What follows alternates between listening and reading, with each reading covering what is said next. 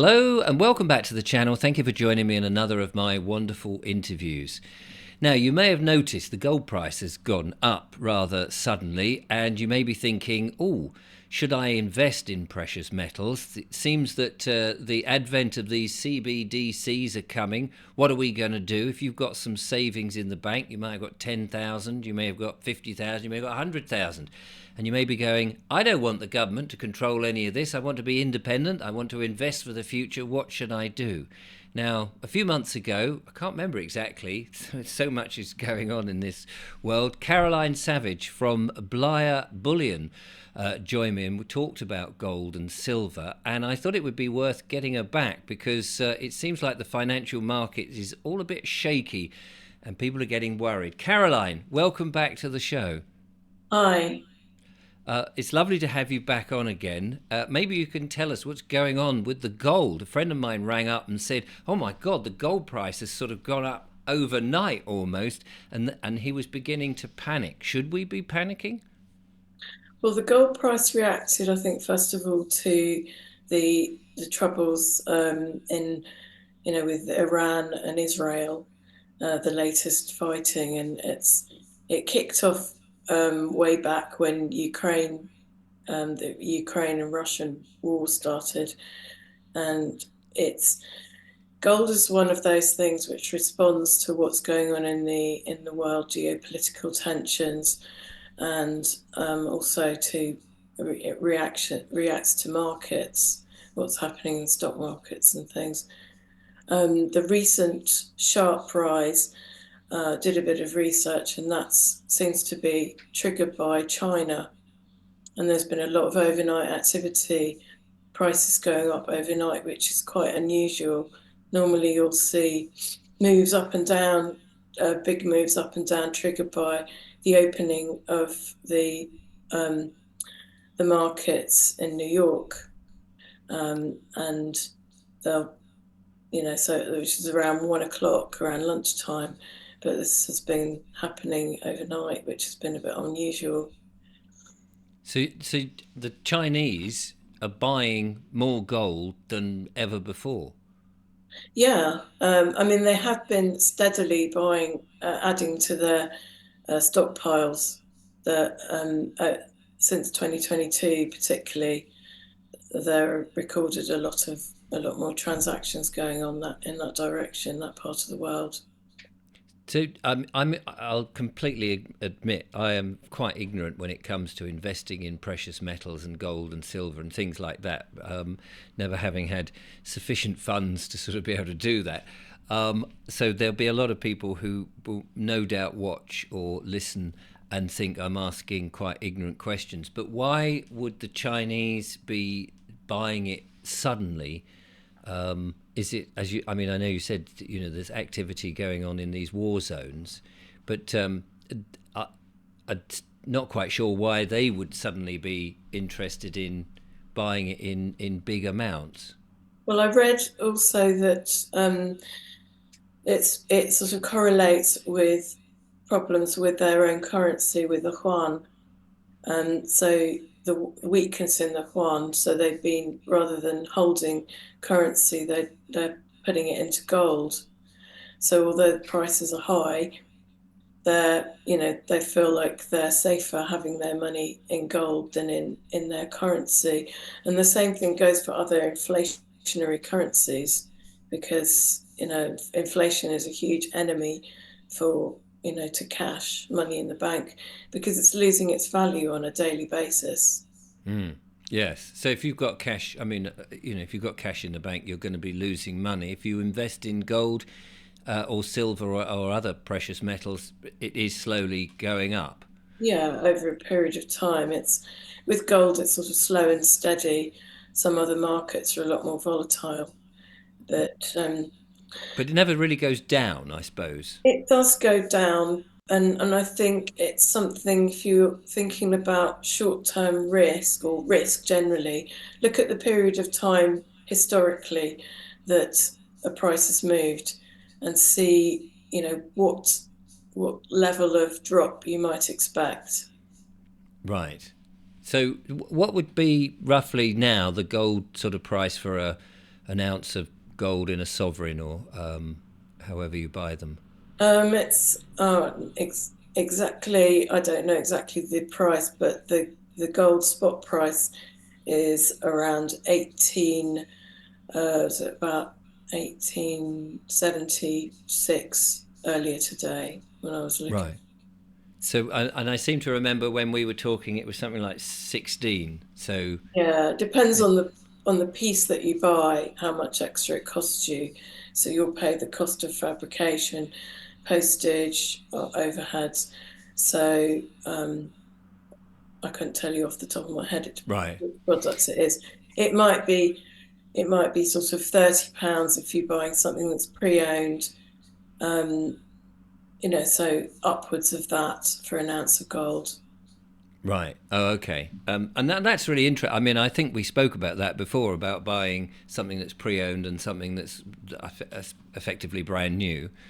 And yes, at the end of the day, it's still the same material, albeit different. I suppose different carat quality. I suppose the way Cat. to look at it is once you've bought it, it's already become second hand, hasn't it? So if you Yes. sell it, it's what's the difference between selling something that's got a date of 2016 or 2018 if you and you're selling it in 2024? There's no Mm. difference. It's an actual No, gold. I suppose unlike a car, it doesn't fall apart, and it's not like sort of slowly as if it was made of chocolate, sort of melting. It's still gold, Yeah. and is going to last.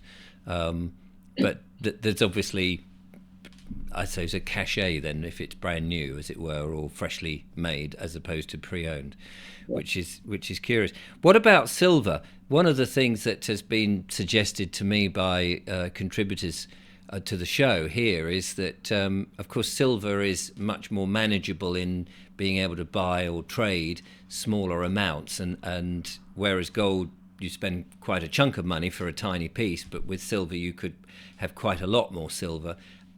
Is that more volatile than gold? Yeah, silver is more volatile. It tends to, so if gold makes a move of say 1% for every 1% that gold moves, silver is more likely to make a move of 2.5%. So it's and that's up or down. Right. Oh, okay. The other And thing to consider with silver is that the cost of purchasing it is higher relative to the metal price.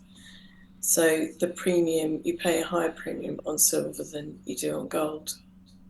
right, and you pay VAT, don't you, on Yeah, silver? exactly. That's part of the issue with silver. So, I kind of see the role of silver as slightly different from gold because what silver gives you is a future method of exchange. And I think it has more value there than as an investment. Right. If you bought a few tubes of sort of 1 ounce coins, you've got manageable pieces of silver, that are worth 30, £40 in the future that you can change for something else that you might buy in your everyday life. And I mean, this was again something that someone was saying to me. It says, we carry around these banknotes, these promissory notes, which are in this country printed and issued by the Bank of England, but that's a private company and nothing actually to do with the government. It's not issued by the government, which does often surprise people who are new to all of this. So you're buying things with somebody else's notes that's backed by goodness knows what. And wouldn't it be better to have an asset in your pocket that is in and of itself of value and perceived value across the world, so that silver, as you say, is more manageable? You can go into if you had an agreement with say, I don't know, farm shop or something, where you would buy, say, most of your food and trade in silver, you're trading in something that is a lot more safer than banknotes, which may be whisked away, as we keep hearing, and changed into a controlled currency by the government as a CBDC. Yeah, and I think, in a real life scenario situation, that person who receives your ounce of gold, they wouldn't then sell it to me. They'd use it to pay the farmer, or they'd use it to buy something else.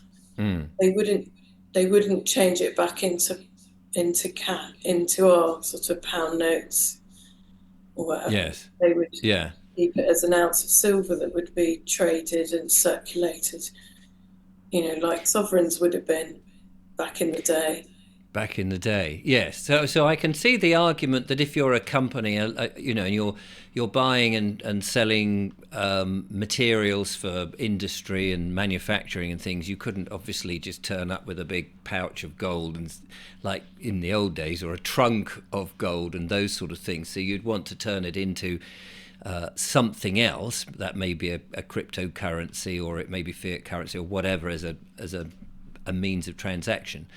But do you think, I mean, people are worried about what's going to happen when these so-called CBDCs come in, or if they come in, or if it's forced upon us, and that what we've got in the bank is turned into money that also you've got to spend within a certain time, which I can't quite see how people are going to put up with that, or even if that's really a thing, whether that's just a rumor or I don't know. But in this game, I hear so many Yeah. scenarios, and you're going, are you just, is this fear mongering? But do you think that we could have a time when, for ordinary everyday people doing simple purchases, that silver would be a safe bet? Yeah, and I think we just don't know. I think that's the honest answer, is we really don't know what is going to happen. And there are lots of people who they they survive on other people's fear, don't they? They Mm. profit. And um, but my take on it is that use gold and silver as an insurance policy, and don't rely on it, but have a small percentage depending on your attitude to risk. And it used to be 5%, but some people would do 25%, and I saw somewhere else they were talking 50%. But it depends. I think you have to be sensible with these things and think, gold and silver will not feed you. And if you've got a business that you can invest in, and that's going to generate more income for you, put your money into that. Don't tie it all up in precious metals, or maybe even if you do trust the stock market, pick something that's going to pay you dividends. But I think it's about taking a balanced view, not not sort of falling for all the fear mongering. Mm. And at the end of the day, it's about being happy and feeling that you've got some security. And I mean, talking of security, I mean, I know that you can buy gold and somebody else looks after it for you, so you don't have to worry about it being stolen. I mean, if you only got a couple of sovereigns and stuff, you can pretty much hide that anywhere. And unless somebody knows where to look, they're not going to find it. But if you've got a substantial amount, you may not want that in your house or in a friend's house, or however you want to look at it. And so there are different options of how you can store that. But how safe are those? Well, we use a company called Loomis, and it's insured. So from a safety point of view, it's insured. It's not a bank. They're a logistics company, and they move money around for supermarkets and banks. So I do have a relationship with the banks, but whatever we have stored with them, it belongs to the individual who's paying us for rent. It's like putting your car in someone else's garage, really. If they, that's still your property, and you have a right to that. You've got a claim on that, and it would be stored in that facility in a packet that's got your name on it. That's how we do it here. not every company does that. Some of them sell fractional gold, so it is fully allocated, but they say you own part of this bar, so you don't necessarily own the whole bar. Oh, see. So you couldn't go and, in desperate times, I want that bar, please. Well, it's not all yours. And also, what they'll do is they might charge you not very much money when you buy it, but when you want to actually take it out, they'll charge you a premium then. Right. Yeah. So, I mean, Well, different companies have different models. Our model is that it's fully allocated to you. We're not using your gold as collateral to lend money to anyone. It's, that's, and I think that's one of the things that questions that people should ask if they're having their gold stored by someone else, is to find out, you know, those finer details. yes. So if it's only a low level amount, and that that's obviously down to everybody's individual what they consider what a low level amount is. Would you advise that they hold on to it themselves? Would that be the best option? If they're in a, let's say, their own place, and they're unlikely to be sharing with other people who might stumble across it. Mm. I mean, my attitude to security is to keep a low profile, you know. Yeah, absolutely. Not tell anybody anything. So, Uh, just be sensible about it. yes.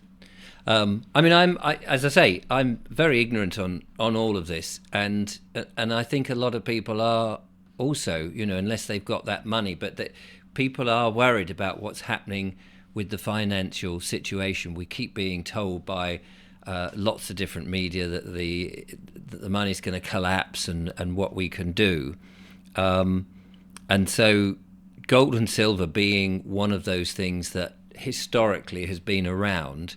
It's never going to vanish as such or lose a certain amount of money, even if it goes up and down a little bit. So that's a useful thing. You have, I know you told me before we started filming, a link to savvy silver buying, which sounds great. What's that about? I recorded a presentation just taking people through some basic principles and things they might need to think about if they want to buy silver, how to find cheaper silver as well, pay a bit less premium. We use something called the margin scheme. So when someone sells some silver back to us, we don't have to charge the full amount of VAT on it when we sell it. Oh, I see. So is that what, like, they promise to sell it back to you, so it's coming back to you if they sell it, so the VAT is somehow No. So no. so we say we bought a coin for £20 and we sell it for £26. We pay a sixth of the profit. So that's £6.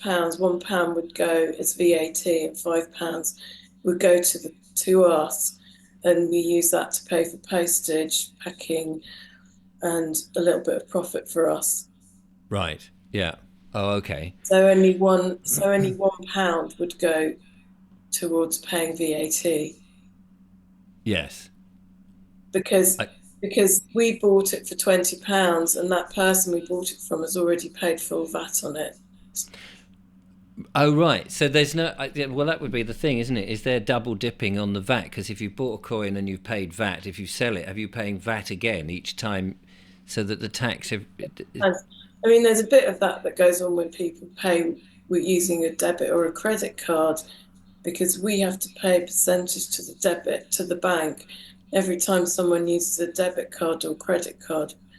So if they pay with a bank transfer, then we retain a lot, you know, and we make such small percentages when we sell anyway. That's quite a large amount of money for us. Yes. So that's So another form of tax, really, isn't it? yeah, no, absolutely. If people are thinking of buying, they would be better buying using a bank transfer than a debit card. You're helping us. Yes. It So, makes no difference to them. right. We're No, not allowed to absolutely. charge. We're not allowed to put surcharges on card payments. Right. Oh, okay. We Well, that's, can I on, mean, we that's, can on cash for some reason. and what, say again? We can on cash. You can on So cash. we What, do put accept surcharges? cash, but we do have to pay 1.5% to the bank when we pay cash in. So we have to pass that on to customers. We're not prevented from doing that, but we are prevented from charging a surcharge on a credit or a debit card payment. Right. So, Um, well, that's very interesting. And you're a small company, and my big thing is that we've got to promote small, family-run, small companies, small businesses, rather than these big corporations and buy for them, because they seem to be everywhere and obliterating all these small companies. So, anything that helps the small companies keep going, it's got to be a good thing in my book, because we want more of them. thank you. Absolutely, and because small companies can give you good service and be reliable, and hopefully, if we support them, they're there when you need them next. Yeah. We don't want them disappearing. So, I was going to ask you. So, do you think the gold price is going to go up further now? Are we in a sort of a bit of a race as people are clamoring for it? Or Um, do you think yeah, people should wait a bit if they wanted to buy some gold and see if it's going to level out? I think timing is really tricky because it's, it's always, prices are always moving. It could go much higher. And I don't ever like to give people advice about where the price will actually go because I really Mm. don't know. I mean, it will go higher, definitely, but I don't know when. Could be, Right. it could be this year, it could be next year, it could be next week. But what I can see is the price has dipped now from where it was, and if people buy regularly over a period of time, buy the dips and gradually build up their portfolio of metals. And it's a great way for saving for something like a house. If you haven't got enough money to buy a house or pay for a deposit, put little and often in, and then just stash it away and forget about it. And over a period of time, it will increase in value. Oh, right. That's I've not thought about that before. That's a brilliant idea. But So, then you don't have to worry so much about, is it the right time now? mm. And sometimes you'll get more for your money and other times you'll get less. And so if you do that, if you're putting a bit away, let's say you're saving, I don't know, for 5 or 10 years on a grand scheme of things, and you're buying a sovereign every couple of months or whatever you can afford, and you're putting it away and you're putting it away, and it comes to a point you go, oh, there's my dream house. I would you presumably you go back to somebody like yourself and well, would like to turn this into cash or into whatever. You wouldn't go to the owner of the house and say, or maybe you could, and say, I can give you some of this money in gold. Yeah, Does maybe. that? I mean, as a sort of a real example, I've got a family who they didn't want their money in the bank. They put 370,000 into Gold Britannia's. This was last March. And they're buying a house now. They're just putting a deposit down on a house. And those coins that they bought, I valued them at they paid 370. I valued them at 380. I valued them at 470. So they've made £90,000, Wow. even with the premiums, with the fact that when they sell, they get a bit below the spot price. Yes. And so they would have turned that into fiat currency, I suppose. The property prices have dropped as well. So you've got two things going on, and property and gold tend to, you know, they correlate in that way. So Right. when property goes down, gold tends to go up. Oh, okay. Oh, that's interesting. So if you're thinking of buying a house, and in a year or so, That's amazing. I mean, that's incredible. £90,000. You wouldn't get that from the bank, would you? No, I mean, it's not something I would ever recommend anyone to do. And when they do that, I say to them, you do realize that your money could go down. Right. So Yes. they are taking a risk, but they didn't want to risk having their money in the bank.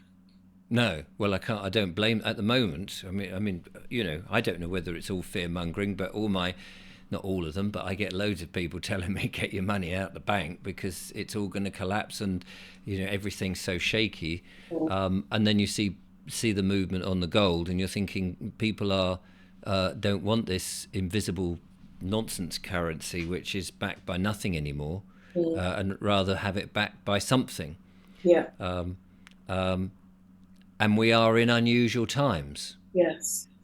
So so I'm not giving any financial advice either on this, but it's just it's knowing your options, isn't it? Because maybe a lot of people have not considered what they can do. Think, oh, is it safe in the bank? Is it safe in metals? Is it safe in land? Should I put it under the bed? All this sort of thing. I think a lot of people are just genuinely trying to think what to do. Not people who do it all the time because they've got their working out. But somebody like me, and I'm sure there's many people going, what should I do? What should I do? And there's a lot of panic out there.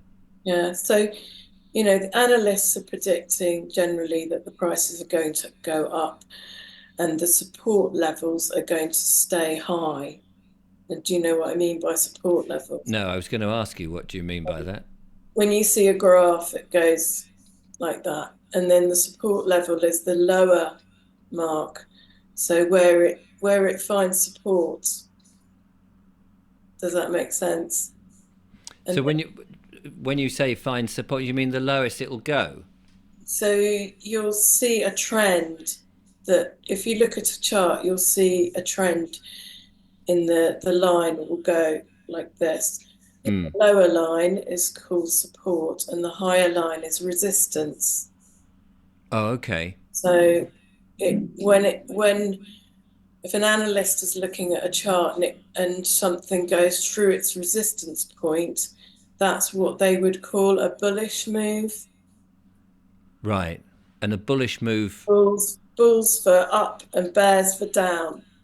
Right. You hear about bear markets and bull I markets. do. Yes. No idea what any of that means. I That's what mean, that it's means. So a bull market is when the price is optimistic to go up, and the bear market is when it's expected to be going down or when it's in a downward trend, more like.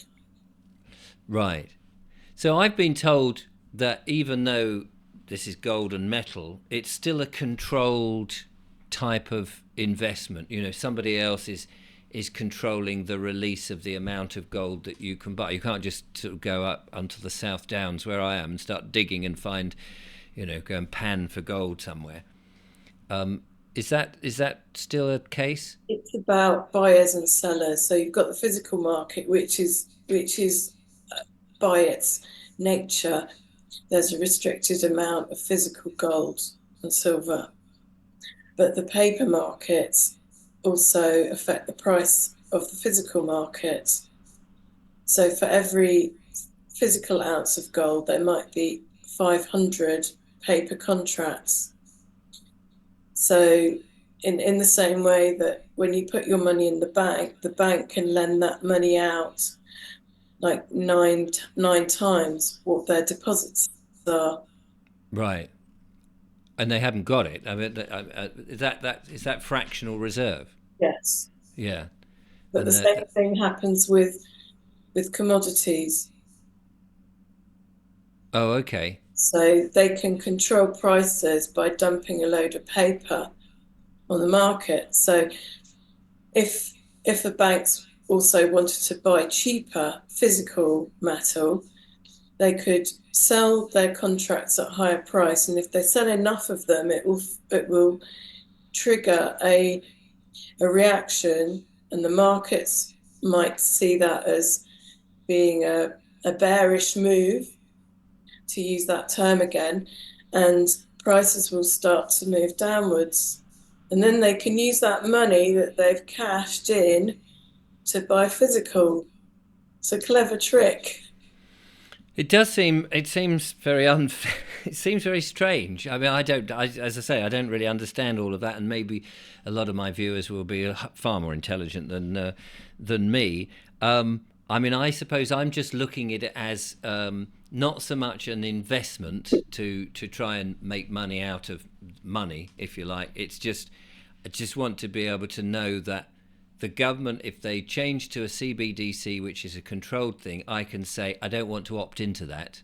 Yeah, I'd rather not be in your system, thank you very much, because A, I've no idea how it operates, and B, I've heard too many sinister things about it, and who trusts the government these days anyway, with everything that's going on. And a lot of us don't know who to trust these days, other than a very close knit circle of friends. Whereas if you've got something physical in your hand and you are responsible for that thing, and you've taken the responsibility of hiding it somewhere, and you know vaguely that over a period of time it's going to raise up, and then you can probably swap it for other things, trade it for other things, which might be land, or it might be whatever the currency is of the day. That to me is really, it's just about protecting what I've got, as opposed to trying to make it make money, if you see what I mean. mm. Yeah, it's an insurance policy. Yeah, there That, you go.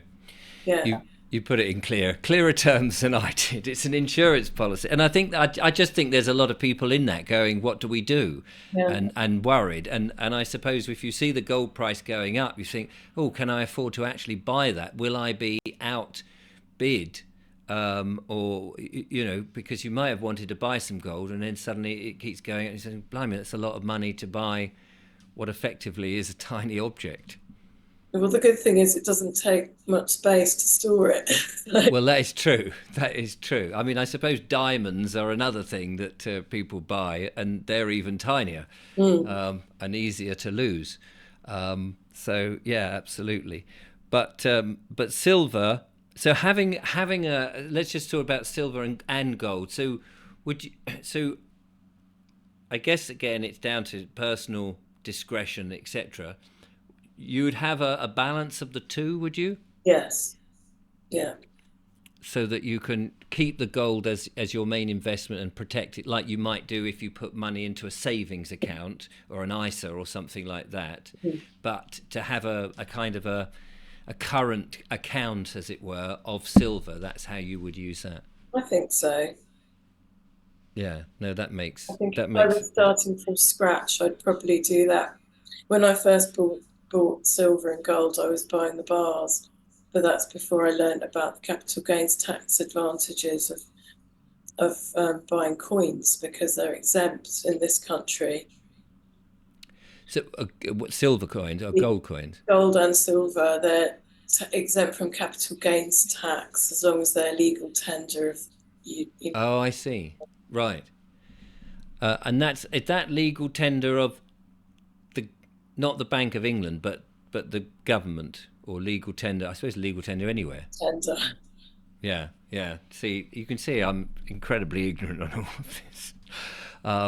But I think maybe we're all beginning to have to realise that we've just relied on these banknotes and the coins in our pocket, and we've not, many people. Obviously, I mean, this show is aimed at those people who are like me, to sort of really coming to terms with what it actually means and what we could be using to trade with, rather than people who are very experienced, clearly. And I'm just sort of trying to work it out like everybody else. Um, Yeah. what? Sorry, I was going to say something. When when I was doing some research for the show, came across some interesting stuff about tax and capital gains tax. We think it's gone up quite a lot in this country, but Canada and America, they're looking at very aggressive capital gains tax changes. So those are coming on board soon, and I don't know what's going to happen in this country. But they're talking about 67% in Canada over 250,000. Now, I didn't look into this too deeply. And in America, around 44%, I think it was, 44.6% in for investments over 1 million. And that's, but the thing was on um, unrealized gains, they were going to introduce 25% tax. So an unrealized gain is if you've got money invested in the stock market, so you've got stocks and shares, and your shares go up by 25%. And remember that a lot of this is just inflation, isn't it? So rises of the values of things isn't necessarily true rise in value. It's caused a lot of it's caused by inflation, and have to then find the money to pay for your profit that you haven't taken. I don't know how that's going to affect world markets in the long run, with investors being hit with, although it might not affect, us directly, because those figures, those thresholds are relatively high, but still, it's going to have some kind of impact, I think. So did capital gains? I mean, this all seems very unfair that you're taking a risk. You buy some gold or silver or whatever, and then over time it's earned some money, so you've gained, and then the government is coming in saying, "Oh, you've made some money on this investment of yours. We'd like to take some money from you." I mean, it seems incredibly unfair, doesn't it?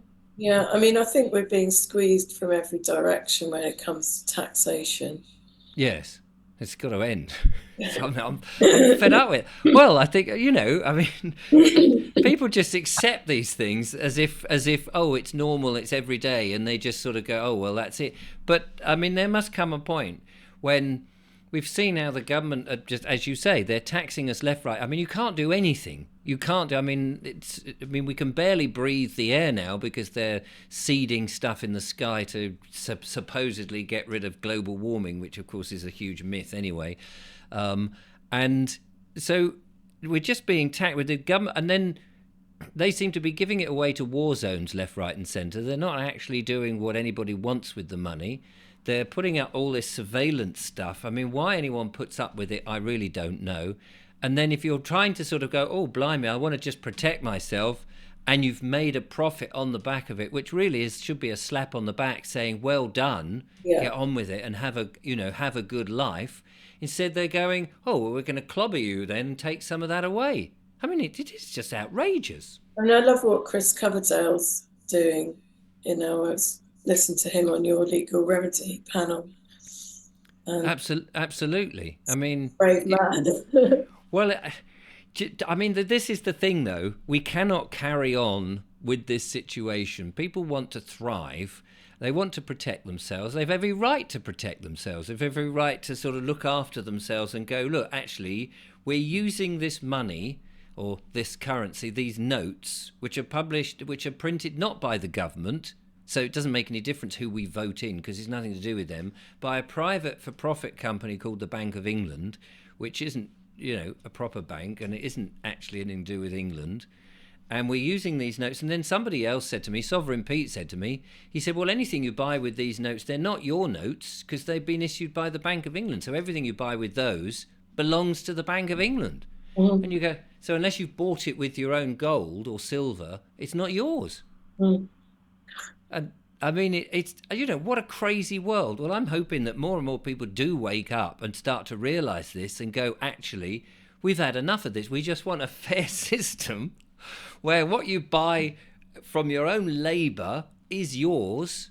And if it decided to invest in a precious metal and it happens to go up because more people suddenly find it more value than it was 10 minutes ago, that profit should be yours, not the bloody government who's done nothing to help you whatsoever. Well, we have a situation where the value doesn't change, it just stays the same, and we've got some kind of stability. Yes. So if you've got an ounce of gold, you know that it's going to buy you the same thing today as it will tomorrow in 10 years' time. And that was the whole idea of it. And that's, I think what is still true is that an ounce of gold will buy you a good suit, a night in a hotel, and a good meal. So, that it's a store of value, and we need something which is, gonna remain the same. We need some stability, I think. Yes. But because I think as human beings, we just want to be able to bring up our children, teach them things that they really need to know to be happy and healthy and self-sufficient and thrive, and live peacefully with other people in the community. And we could do that without the interference of bloody governments, Yeah. or at least governments that were not corporations and made for profit, as we seem to be in that situation. Now, you very kindly said to me, if anyone was interested in purchasing gold from your company, and I'll put links in the description, that you would have a discount code. Now, I didn't ask you to do that. You just sort of came forward and said, I'd be happy to do that. It's very kind of you. Caroline, you obviously assume that the audience are all going to come in mad rush now to help you offload all that gold that's sitting there. That's very generous of you. Can you tell us a bit about that, how that works? Well, if someone spends over £250, then and they're a new customer, then we'll give them £10, and we'll give you £10 as well to go towards your show. Oh, well, that's very kind of you. So obviously, it's I've got vested interest now to send people, and people will criticise me there. Of course, other vendors or traders. What do you call yourself? A vendor, a trader, a Dealer, a trader. dealer? Oh Yeah. yeah, there we go. Other dealers are available, but not as nice as Caroline. So there we go. And many others may not be aware of what's going on in the world in the sort of things that we talk about. I love what you And do, Richard. I think you do, a really great job of, suppose, providing a platform for people who've got some really important information to share, whether it's about health or it's about the legal remedy stuff. well, I've made some amazing friends doing this, who are all on the same wavelength, looking for honest, honourable ways to live. And as you said there, we all just we want some stability. We want to be able to bring up our kids in a wholesome way. We want to be able to eat decent food. It's people call us conspiracy theories as if we're trying to make the world a worse place. But actually, all we're doing is trying to clear away all the mist and the nonsense and just have a happy life. Be left And alone. and be left alone. Exactly, absolutely.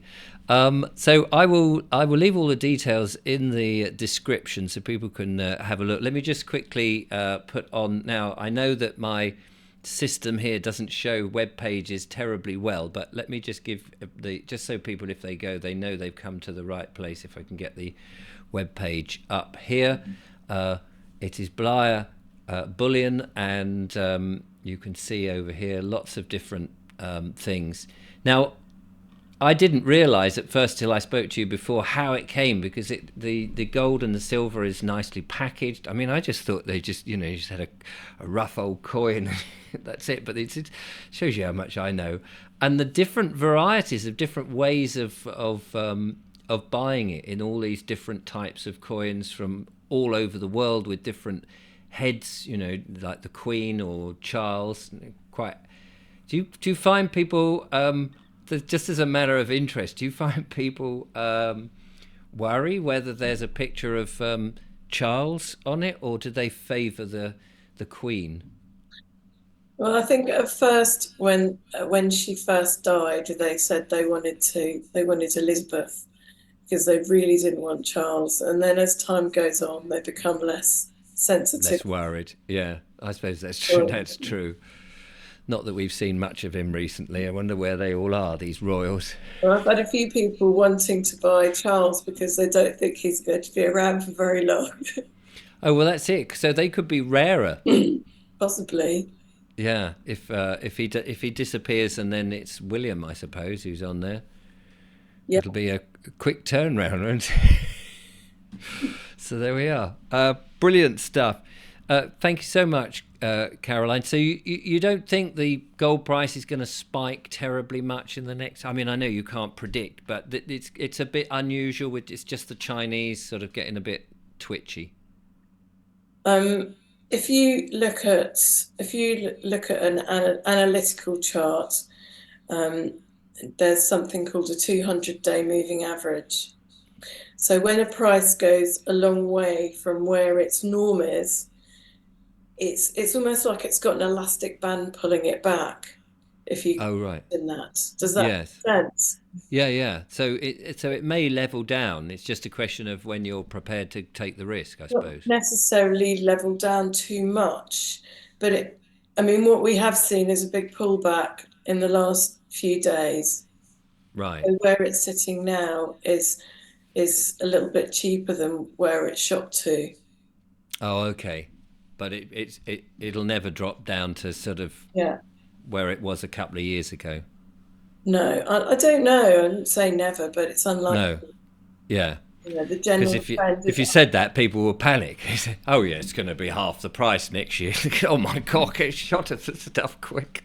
But the thing is, what are the drivers? And I think you have to come back to what does your intuition tell you about where the price should be? Mm, You know, how stable is the economy? What's the risk of a recession? And we're already in one. You know, all those things.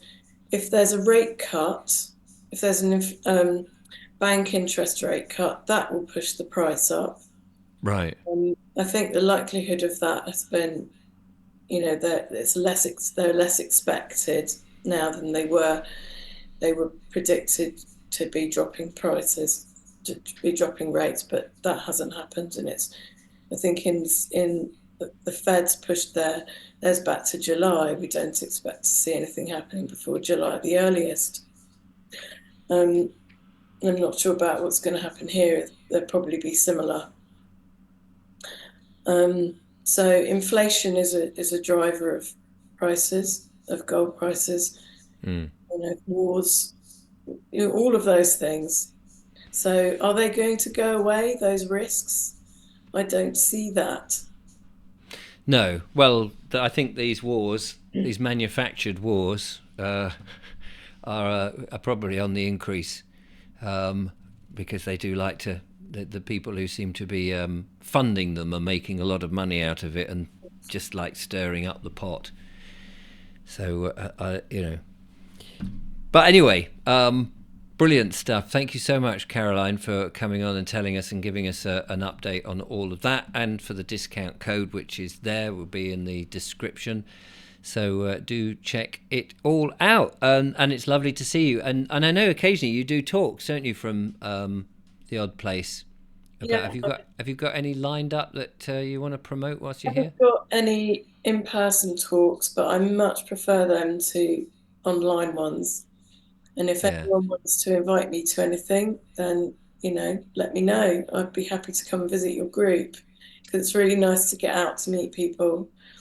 I did a couple in Chudley. I did one in Chudley in March and one at Keystoke. So saw a lot of, it's lovely because often, there are a handful of people who've already bought from me in those meetings, and lots of new people. And it's nice to be able to have the conversations and actually show them some of the products. Yes. No, absolutely. Because I mean, that was the thing that I was worried that if you don't know the company or what have you, and there could be, I don't know, who knows, some fly by night.